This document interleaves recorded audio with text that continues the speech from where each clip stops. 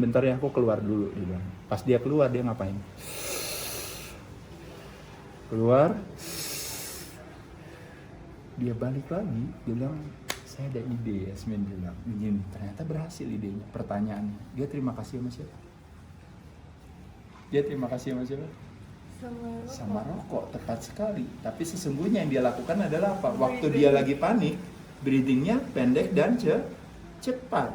Tapi waktu dia ngerokok keluar, breathingnya jadi panjang dan lambat. Ketika dia panjang dan lambat, berarti nafasnya menjadi lebih teratur. Berarti pikirannya menjadi lebih tenang.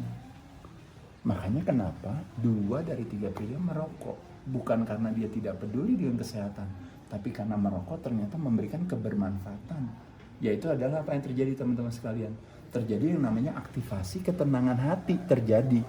Jadi itu yang disebut dengan namanya, ada yang disebut namanya relax response. Jadi kalau Yasmin tadi lagi happy, lagi senang, nafasnya panjang dan pelan, itu namanya relax response. Relax response artinya apa, Yasmin? Didominasi oleh yang namanya sistem syaraf kita, teman-teman sekalian, yang disebut dengan namanya parasympathetic nervous system. Tapi kalau Yasmin lagi sebel, lagi kesel, kayak tadi lagi mumet, lagi meeting, aduh lagi gini apa, nafasnya pendek dan cepat, itu didominasi oleh kebalikannya, is a sympathetic nervous system, is a stress response. Jadi kalau Yasmin lagi, aduh mama aku lagi sebel nih, lagi ini, itu is a stress response, is a sympathetic nervous system. Tapi begitu Yasmin tarik nafas, buang nafas, tarik nafas, buang nafas, ditarik, akhirnya jadi is a parasympathetic nervous system, akhirnya jadi relax response. Orang nggak pakai ini dengan cara apa, Yasmin? Kita pakai dengan cara apa, Yasmin? Dengan cara olahraga, dengan cara udah deh aku nyanyi aja dulu, ya udah deh aku coba tarik nafas, buang nafas. Tapi kalau orang lain gimana caranya buat nafasnya supaya biar lebih rileks? Dia ngerokok, akhirnya yang kena apa, teman-teman sekalian? Nikotin masuk ke dalam darah, tar masuk ke dalam darah, akhirnya jadi problem. Apalagi yang lain, minum alkohol. Begitu minum alkohol jadi lebih rileks gak? Rileks, napasnya jadi lebih enak. Tapi problemnya adalah ketika memasukkan alkohol ke dalam darah, apa? Kita harus hidup dengan konsekuensinya. Livernya yang kerjanya berat kan, karena harus urusannya dengan toxicity, keracunan. Apalagi yang lain, pakai narkoba. Bener gak? Bener gak, Yasin? Iya kan? Begitu pakai narkoba dia fly gak? Relax, santai. Pas dia saking santainya, dia langsung tangannya dia masukinnya ke bahasa Yasmin atau misalnya apapun juga. Misalnya itu ya, karena it's so relax, santai, didominasi oleh yang namanya apa? It's a parasympathetic nervous system. Kenapa? Karena nafasnya ini. Nah, Yasmin nggak perlu pakai rokok, nggak perlu pakai alkohol, nggak perlu pakai narkoba. Yasmin ngapain, teman-teman sekalian? Dia cuma lihat tuh, cuma duduk aja santai, dia main sama kucing, dia nikmatin udaranya Bandung, dia bilang, I feel much better. There is no side effect, is only side benefits. Paham ya, teman-teman? Oke, lanjut lagi. Nah, ini beberapa gerakan yang sederhana tuh, teman-teman, hanya dengan menggunakan tubuh sendiri. Ya, kita lihat sekali lagi. Tarik nafas, buang. Tarik nafas, buang nafas. Tarik nafas, buang nafas. Tarik nafas, buang nafas. Tarik nafas, buang nafas. Tarik nafas, buang nafas. Yeay. Jadi gerakan-gerakan yang sederhana yang dengan menggunakan tubuh sendiri kita bisa lakukan. Salah satunya ini adalah yang kita ambil dari salah satu aktivitas yang dikenal dengan namanya Surya Namaskar atau yang dikenal dengan namanya Sun Salutation, yaitu adalah gerakan yang tujuannya sebenarnya hanya ingin menghargai yang namanya is a solar system inside of our body. Karena our body is accumulation of the nature that we are gathered. Kayak misalnya Yasmin makan sayur. Di sayur itu salah satu kekuatan dari sayur kenapa bisa begitu bermanfaat, karena sayur punya apa? Sayur punya kekuatan sinar matahari. Benar ya? Betul ya? Paham ya? Sinar matahari yang ada di sayur, Yasmin makan. Berarti sinar matahari itu masuk gak ke dalam tubuh Yasmin? Betul. Nah, jadi is a solar system yang menjadi energy system di badan kita, itu yang kita appreciate. And then we do this kind of activity just to appreciate the solar system in our body. Ya, gitu. Ini beberapa gerakannya, nanti ini bisa teman-teman bisa lakukan, sederhana aja ya. Ini ada beberapa.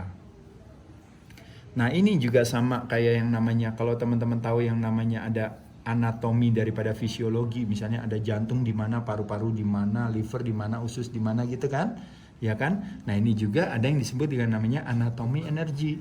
gitu. Nah, anatomi energi ini adalah di dalam tubuh kita tuh energinya tuh luar biasa kayak listrik gitu banyak.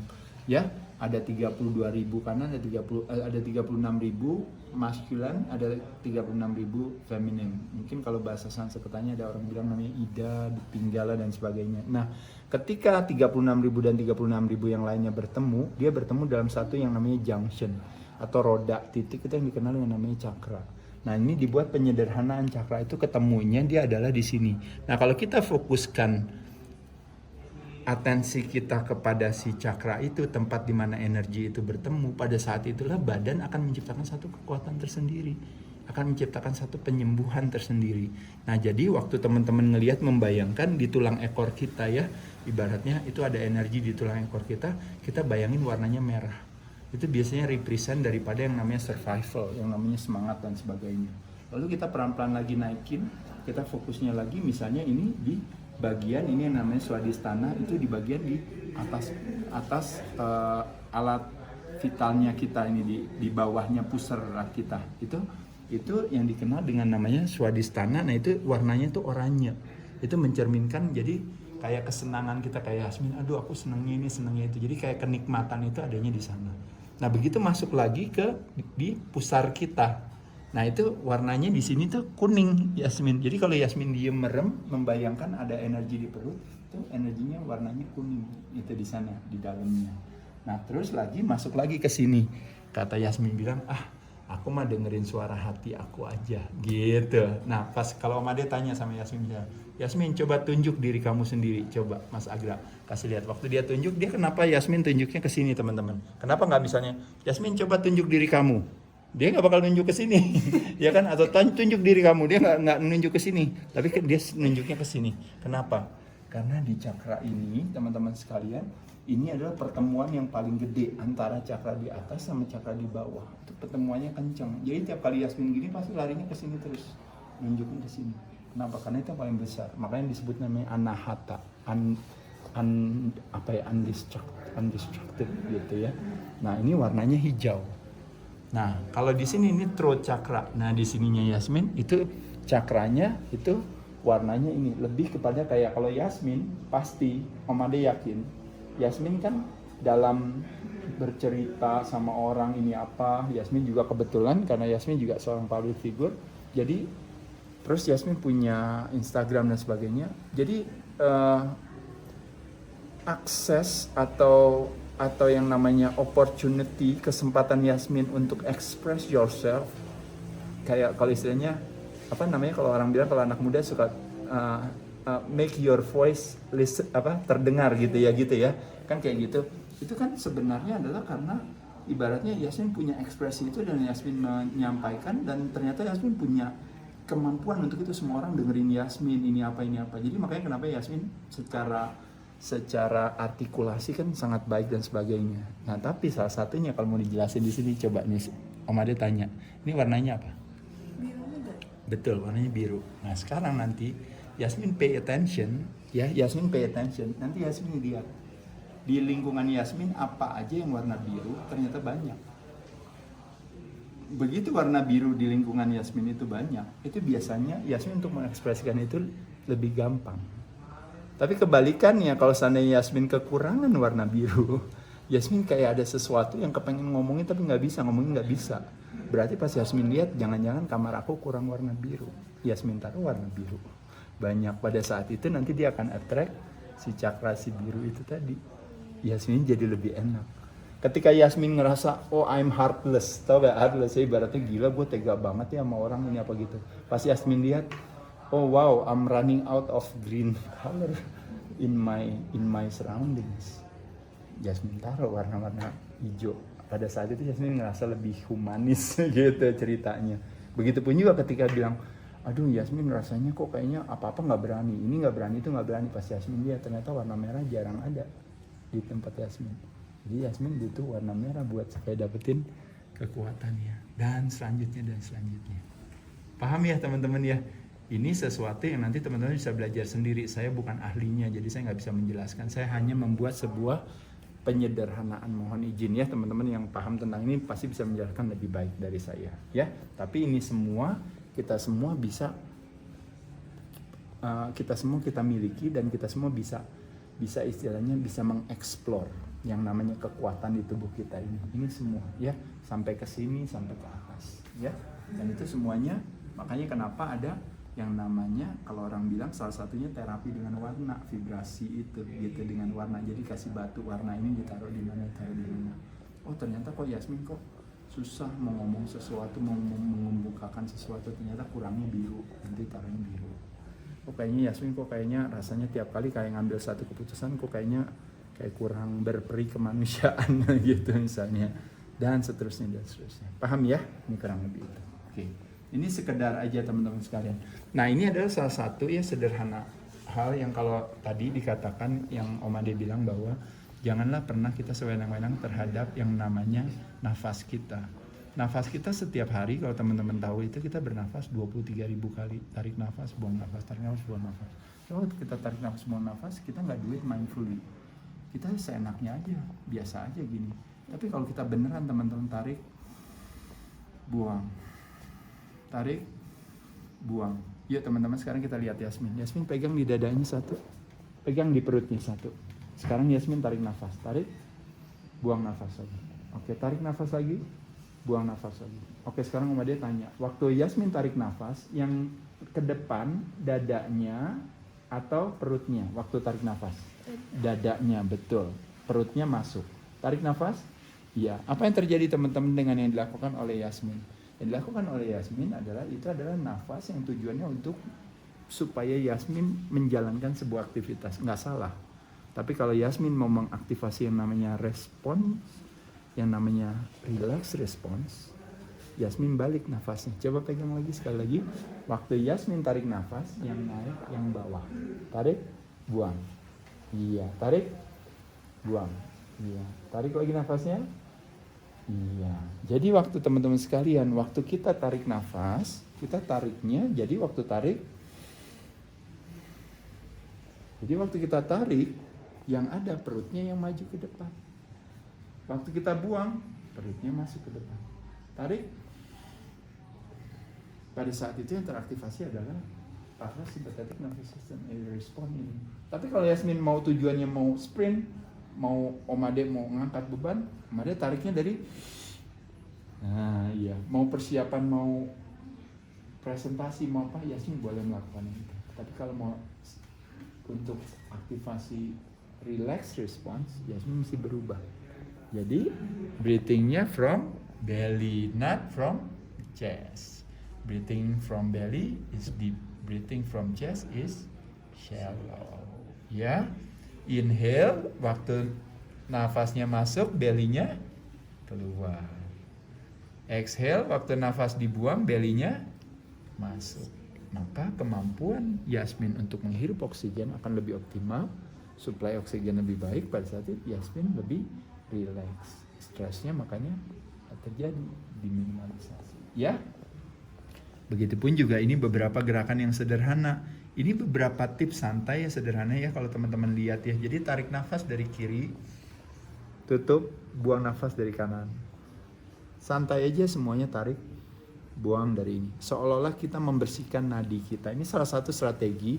Ada kurang lebih sekitar 108 jenis strategi buat nafas. Ini cuma salah satunya aja, hanya ingin menunjukkan kepada teman-teman sekalian. Tiap kali ngomongin sehat, selalu ngomonginnya harus makannya diatur, minumnya diatur, geraknya diatur. Tapi uniknya nggak pernah kita mendengarkan nasihat daripada kalau mau sehat harus nafas yang diatur. Justru stres terjadi gara-gara nafas yang tidak teratur.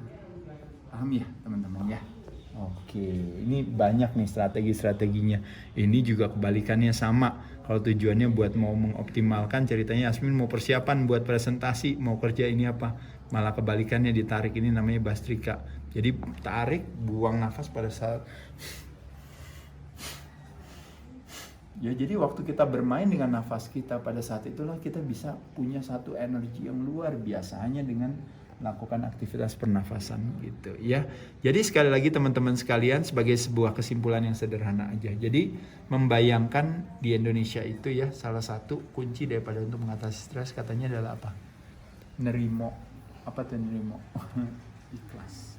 Ketika kita tidak ikhlas Terhadap apa Yasmin? Terhadap masa depan yang tidak pasti. Kita belum tahu kan ya Yasmin ya, nanti gimana nih, nanti masalah si COVID ini gimana. Dan ketika kita tidak ikhlas menerima, yang terjadi ketakutan. Ketika seseorang menyakiti hati Yasmin, ketika kita tidak ikhlas, akhirnya menjadi kebencian. Ketika seseorang berbuat lebih baik daripada Yasmin, ketika Yasmin tidak ikhlas, terjadi yang namanya kedengkian atau jealousy. Dan ketika tidak ikhlas Yasmin terhadap sebuah perbedaan, yang terjadi adalah diskriminasi. Tapi ketika kita ikhlas, bukan ketakutan yang terjadi. Ketika kita ikhlas menerima ketidakpastian akan masa depan, yang terjadi adalah petualangan. Ketika kita ikhlas menerima orang lain berbuat keburukan pada kita, yang terjadi adalah pemaafan.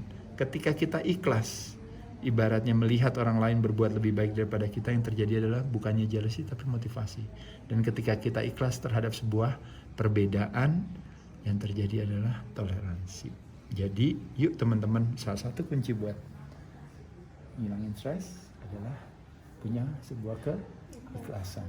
Ya, segampang itu teman-teman sekalian. Nah, ini adalah beberapa cara juga yang saya mau cerita ya. Kalau Yasmin tahu, Om Ade itu punya satu pemahaman tentang waktu itu belajar dari waktu Om Ade dulu ikutan yang namanya Date with Destiny dengan Anthony Robbins. Nah, salah satu pembelajarannya itu adalah dikatakan adalah bahwa ada 6 kebutuhan daripada manusia. Yang pertama, kebutuhan manusia itu selalu ingin mendapatkan kepastian. Makanya tadi Yasmin bilang, aku Om Ade mau jadi bintang film, aku Om Ade mau coba mau jadi seniman, mau jadi artis ya, mau jadi seniman. Lalu Om Ade nanti aku mau coba ini, mau coba ini. Jadi Yasmin mau punya ada sebuah kepastian dalam hal karir, dalam hal penghasilan, dalam hal apapun ya. Jadi certainty. Yang kedua, Yasmin bilang, Om Ade aku nanti suatu saat aku mau coba keliling dunia, mau keluar negeri, mau ini apa. Yasmin kepengen ada sesuatu yang ibaratnya excitement in life. Atau Yasmin bilang, Om Ade, sekarang Yasmin sama teman-teman lagi mau coba bikin usaha. Mau bikin usaha baru. Ya, kira-kira mau coba lihat aja, kali aja lumayan loh ada penghasilan ini apa. Jadi sesuatu yang tidak pasti tapi Yasmin berani ambil. Atau Yasmin bilang, Om Ade aku tuh paling suka main game. Kenapa? Ya karena di game itu banyak banget challenge-nya, tantangannya. Jadi it's something yang excitement in life, like an adventure teman-teman sekalian. Ini di sini. Lalu yang ketiga, ini yang disebut namanya signifikansi. Setiap orang selalu ingin apa? Dihargai dan dihormati. Benar gak? Ya kan? Dihargai sebagai anak, dihargai sebagai seniman Yasmin, dihargai sebagai pelajar, dihargai sebagai apa juga. Guru kita sama muridnya juga saling menghargai. Lalu selanjutnya adalah kebutuhan akan love and connection. Nah inilah udah anak muda, teenager semua ya. Tapi nggak cuma itu juga, mama juga, papa juga, semua orang juga pasti kepengen dicintai dan mencintai. Benar ya? Nah ini yang hari ini Yasmin lakukan sama Om Ade. Kebutuhan untuk tumbuh dan berkembang. Ibaratnya Yasmin mengambil kesempatan waktu hanya untuk mau belajar. Kenapa? Karena saya mau improve diri saya. Jadi kebutuhan untuk berkembang. Dan terakhir ada kebutuhan untuk kontribusi, memberikan kebaikan bagi orang lain. Jadi bukan berarti buat orang lainnya, tapi buat Yasmin ya. Kenapa? Karena Yasmin bilang, kalau saya memberi itu tuh kayaknya memberikan kekuatan buat saya. Nah ini adalah teman-teman sekalian, ketika kita paham ini, pada saat itulah kita bisa tahu bahwa kita nggak gampang sebel sama orang lain. Kenapa teman-teman sekalian? Ini saya kasih tahu sama teman-teman. Coba ya contohnya. Teman-teman pernah tahu kan misalnya, tuh orang sombong banget sih, sok tahu banget sih. Udah punya mobilnya keren, gasnya dikenceng-kencengin, weng dan sebagainya. Ya kan? Belum lagi dia kasih lihat lagi di rumah dia punya ini, punya apa melalui Instagramnya dia dan sebagainya. Tapi coba kita lihat balik ke sini lagi teman-teman. Yuk. Kalau ada orang yang misalnya sering memamerkan kekayaan atau keahlian dia atau ini apa, berarti dia paling sering apa? Kebutuhan dia untuk apa yang kurang? Kebutuhan akan dihargai dan signifikansi. Jadi hargainya kurang. Padahal dia sudah banyak penghargaan loh. Tapi uniknya orang yang banyak penghargaan yang merasa kurang dihargai. Benar gak? Orang yang biasanya yang terhormat malah orang yang paling sering merasa tidak kurang dihormati gitu ya kan. Makanya dia kan paling sering, bahkan orang artis teman-teman ya atau public figure justru yang malah terkenal yang kadang-kadang dia suka merasa gila masa gue gak dihargain gitu ya. Tapi orang yang gak terkenal gak kenapa-napa gitu. Tapi dia jadi kebutuhan akan signifikansinya kurang gitu. Nah kebalikannya, contohnya misalnya nih, ini contohnya Yasmin jadi artis, dia ulang tahunnya Yasmin sebentar lagi ya, yaitu tanggal 22 November. Yang dia lakukan adalah sama Yasmin, dia pergi ke panti asuhan, dia berikan ibaratnya mungkin nasi box, atau mungkin dia berikan sarung, atau dia berikan apa. Nah, ketika Yasmin melakukan itu dengan sebuah ketulusan, maka Yasmin sedang mengisi kebutuhan akan apa? Contribution. Betul. Tapi waktu Yasmin kameranya on, Yasmin kirimin semua teman-teman infotainment dan sebagainya untuk meliput bahwa Yasmin, apa yang terjadi? Apa yang terjadi? Yasmin sedang mengisi kebutuhan akan Significant. untuk dikenal sebagai orang baik. Paham nggak? Jadi kita bisa lihat di sini semuanya. Ngerti ya teman-teman ya sekalian. Jadi ini sesuatu yang sederhana yang kita bisa pelajarin sendiri. Jadi waktu Yasmin ngelihat ada teman Yasmin ibaratnya orangnya betean mulu, orangnya jutek. Yasmin bilang daripada orangnya baik, tapi orangnya tuh nyebelin banget, ini apa? Nah, kira-kira dia kekurangannya di mana? Coba. Connection. Kekurangannya yes, love and connection. Makanya Yasmin kasih itu. Mungkin dia kurang perhatian, di rumahnya mungkin dia nggak dihargain sama kakaknya, papanya. Nah, kita sebagai temennya kita bilang, bro, lo ini banget, lo ini apa. Kita kan sering kan suka, bahkan kita suka bisa bikin posting, I'm so grateful that I have these friends. Dia selalu perhatian sama saya. Orang lain nggak pernah ngomongin itu ke dia, Yasmin ngomongin itu ke dia, Yasmin posting lagi. Ini tuh langsung ngisi banget kebutuhannya dia. Thank you banget Yasmin. Makanya itu salah satu kebaikannya teman-teman sekalian. Makanya sosial media, ketika kita punya media, justru jangan jadikan sosial media itu sebagai pelemahan hati, menjadikan kekuatan. Kita jadikan tempat memuji orang. Makanya kenapa pemberian itu paling bagus itu yang disebut dengan 3A teman-teman sekalian. Apa aja? Satu adalah apresiasi, berikan penghargaan kepada mereka. 2, atensi, berikan perhatian. Gitu ya. Jadi perhatian, apresiasi, penghargaan, dan yang terakhir adalah apa? Afeksi, kasih sayang, ya kan, kayak gitu ya. Jadi 3 hal itu yang mudah dan murah, nggak perlu ngasih orang uang, nggak perlu ngasih orang barang, bahkan just say, what's up bro, apa kabar, just sending positive vibe. Bayangin aja cuma tulis gitu doang, tapi they feel connected sama kita. Paham ya teman-teman ya sekalian ya.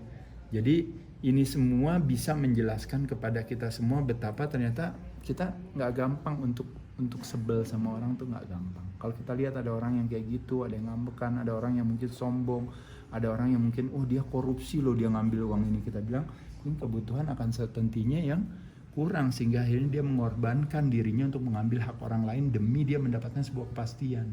Kasihan banget ya kayaknya hidupnya, dia selalu merasa hidupnya nggak pasti, padahal ya hidup gimana mau pasti, segala sesuatunya kan to me, saya ikhlas menerima ketidakpastian. Makanya for me life is an adventure, but for you life is a fear, life is a worry. It's not a good idea. Paham kan? Itu apa berarti jawabannya? Set point in our brains. Kontribusinya berapa? 40%. Padahal dia udah kaya, padahal dia banyak uang, padahal dia banyak teman, padahal udah terkenal, padahal Instagramnya followernya udah banyak, tapi they still fear and worries. Why? Because the set point in their brains yang salah. Paham ya Yasmin? Oke.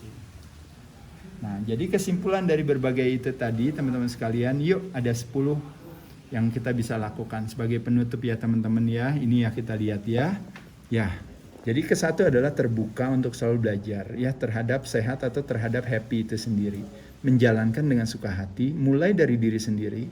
Fokus bukan pada apa yang kita tidak mau tapi yang kita mau, dan tidak ada pembenaran ya atau justifikasi pembenaran terhadap alasan yang justru menjauhkan kita dari keinginan kita mau dapat senang.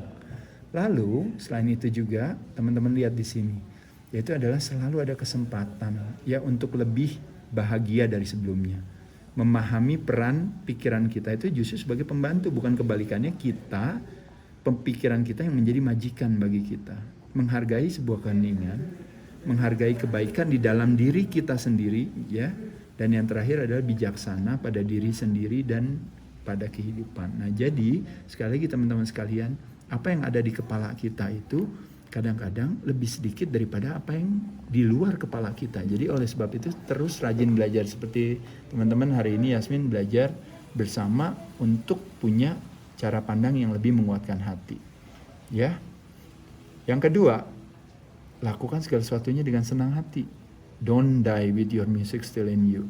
everybody play their own music, don't play other people's music. Begitu once you play other people's music, it doesn't matter how successful you are, tetap aja pasti stres. Ya,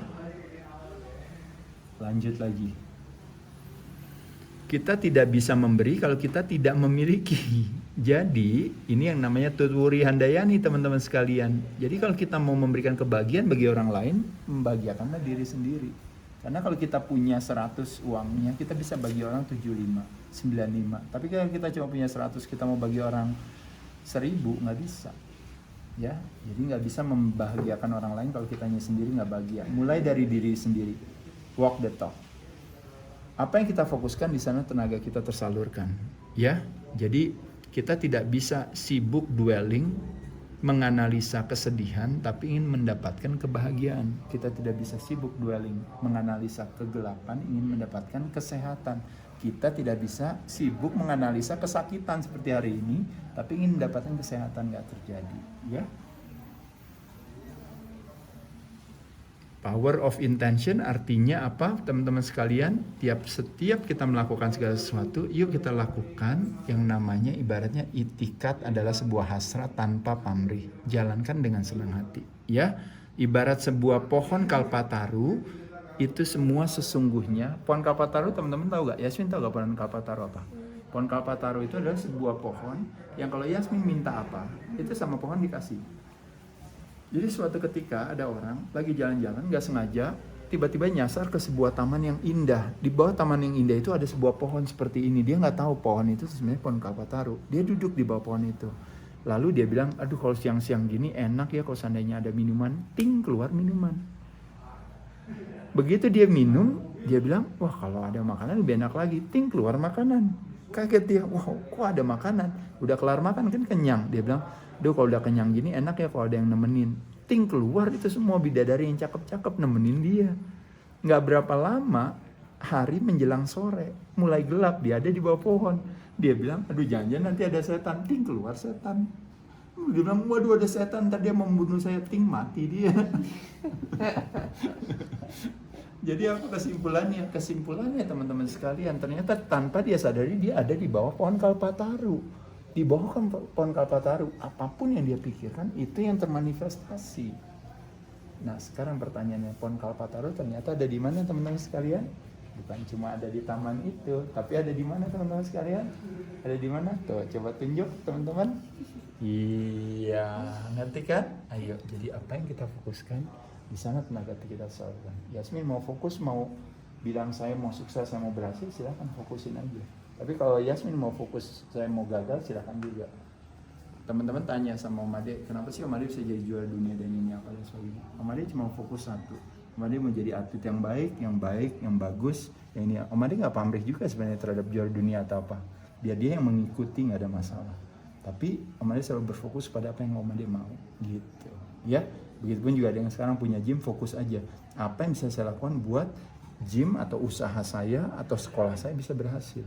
Bukan berfokus kenapa ya saya gagal. Bukan fokus yang mau kita salurkan. Ya. Jadi sekali lagi teman-teman sekalian, tidak ada pembenaran justifikasi terhadap sesuatu yang menjauhkan kita dari bahagia, dari sehat. Ya terang aja saya gini karena habis saya begitu sih. Terang aja saya gitu karena gini. Ya wajar aja saya nggak ada waktu buat olahraga karena saya kan harus ngantar anak sekolah. Wajar ini apa? Menang dalam perdebatan tapi kalah dalam kesehatan atau dalam hal kebahagiaan. Jadi no justify resentment. Ya teman-teman, ini adalah beberapa permainan yang sering kita mainkan. Ini uniknya. Nih, kita sering nyalain orang lain, kita sering membenarkan orang lain, tapi terakhirnya yang komplain kita sendiri. Paham nggak? Jadi menang ya, iya Om Ade, masa dia begini, masa gitu. Iya, jadi yang benar Yasmin ya, iya. Terus, tapi yang sebel gue gitu. Nggak nyambung ya. Paham ya teman-teman sekalian ya. Jadi ini yang nomor 6 tadi yang Om Ade juga dijelaskan Yasmin, sekali lagi ibaratnya bisa karena genetik, trauma, alergi, bisa karena salah paham dan sebagainya, tapi apa yang sudah lewat biarlah berlalu. Ya Yasmin, kita fokus ke depan. Apa yang terjadi 5 menit yang lalu dan apa yang terjadi 5 tahun yang lalu semuanya udah lewat. Justru fokusnya adalah apa? It's of our voluntary choices. Every day kita diberikan kesempatan untuk memilih pilihan yang sukarela, ya.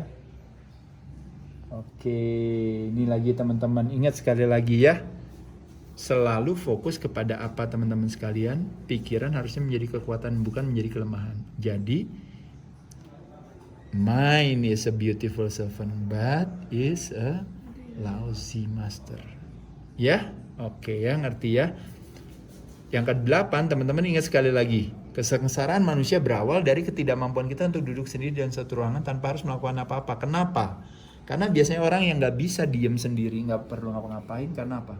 Dia biasanya sibuk dengan apa? Isi kepala dia. Tapi kalau teman-teman mau belajar dengan tarik nafas, buang nafas, tarik nafas, buang nafas, pada saat itu dia fokus, dia bisa menikmati yang namanya keheningan. Dan dalam kebisingan terdengar suara kepala, dalam keheningan terdengar suara hati. Kecerdasan kita, kreativitas kita, insight, semuanya hadir datang pada saat hening. Justru dalam keheningan terjadi ketika apa, Yasmin? Ketika nafasnya lebih pelan dan panjang. Ya, ini semua urusannya cuma urusan ilmunya gimana caranya mengatasi stres. Paham ya teman-teman sekalian ya? Nah, yang ke-9 nih udah mau habis nih ya. Jadi embrace your own divinity. Artinya apa? Ini teman-teman pernah gak tahu ini namanya patung apa, Yasmin? Ini namanya patung David. Dia adanya di mana? Dia adanya di Florence, Italia. Yasmin pernah tahu David gak? Pernah dengar gak David versus Goliath? No. Nah, jadi David itu adalah sebenarnya is a symbol, Yasmin. Jadi Goliath tuh gede, David tuh kecil. Tapi David menang melawan Goliath. Nah, jadi patungnya itu dijadikan sebagai simbol is like the power of underdog sebenarnya. Paham ya? Jadi underdog means kayak kita pikir dia nggak bakal menang melawan orang klub yang gede, dia klub kecil, ternyata klub kecil yang menang. Negara yang kecil melawan negara yang besar, ternyata negara yang kecil yang menang. Gitu. Nah, jadi David represent is the underdog. Nah, David ini, patung ini kan bagus ya, Yasmin lihat ya. Dibuat oleh namanya salah satu daripada seniman dari Italia, namanya Michelangelo. Dia membuat patung ini dari sebuah batu marble atau marmer yang gede satu. Dia bikin jadi patung David. Lalu Michelangelo pernah ditanya waktu zaman dulu, Michelangelo, how come you bisa bikin David dari sebuah batu marmer yang bagus? Apa jawaban Michelangelo?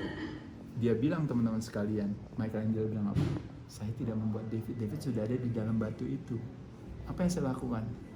Yang saya lakukan hanya I only chipping away the excess. Buang aksesnya, David sudah ada di dalam batunya. Apa moral dari cerita ini, teman-teman sekalian? There's a David inside all of us.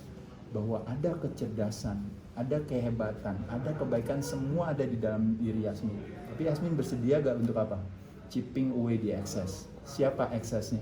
Is your ignorance, ketidakmauan belajar, dan sebagainya. Jadi salah paham itu yang membuat akhirnya makanya orang jadi stres.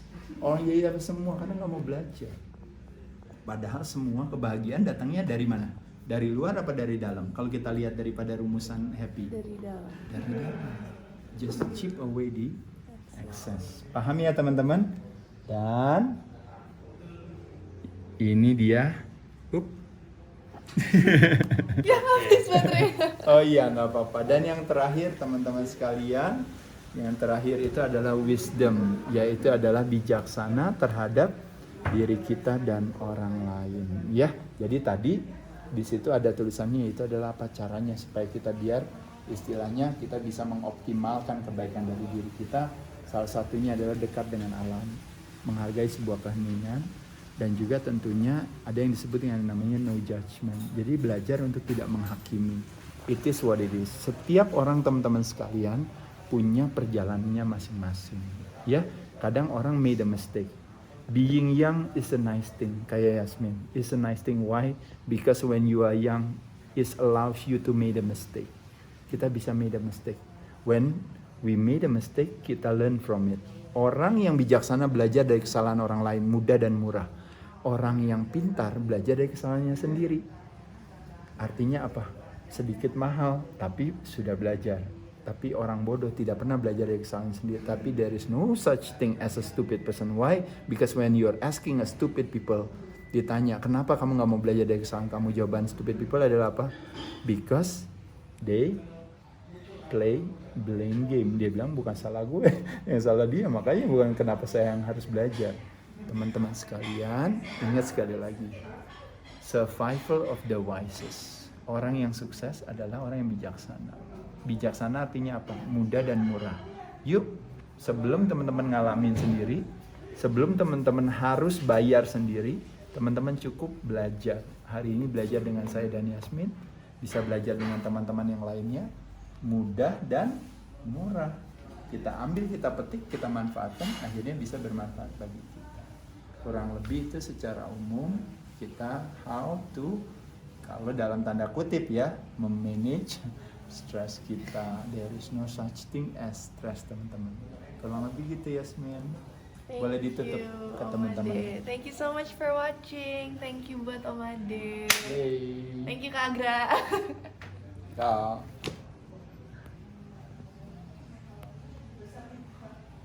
Oke.